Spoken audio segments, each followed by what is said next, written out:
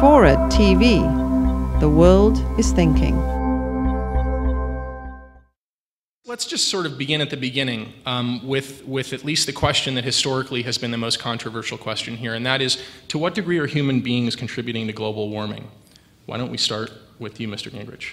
Newt, sorry. Well, I'm not sure that's where I thought you'd start, but let me just say, because I'm not sure that that's the most important question about the environment, but as a historian, I doubt if we know.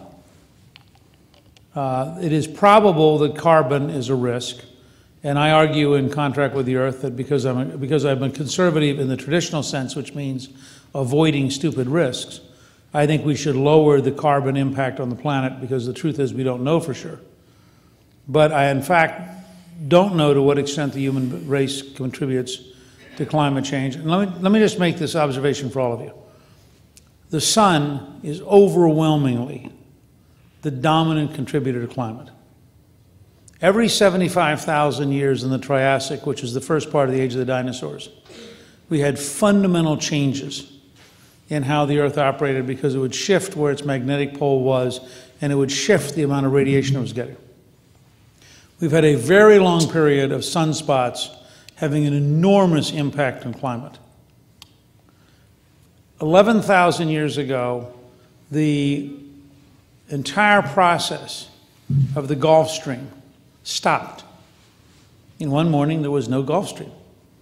When there was no Gulf Stream, there was no gigantic oceanic conveyor of heat to Europe. When you don't get the Gulf Stream in Europe, you get an ice age. For 600 years, you had an ice age. And for reasons we don't know, the Gulf Stream started.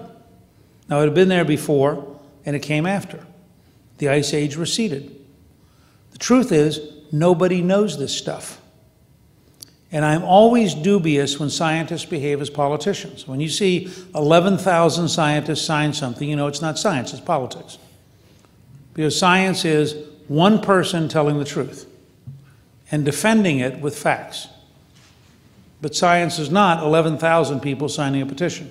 So my first reaction is, I think we should behave as though global warming is a threat, and I think we should limit the carbon loading of the atmosphere as an act of prudence. But I couldn't possibly tell you what share of the climate we're creating, and I think it's an act of hubris on the part of humans to fantasize that they are more important than the sun.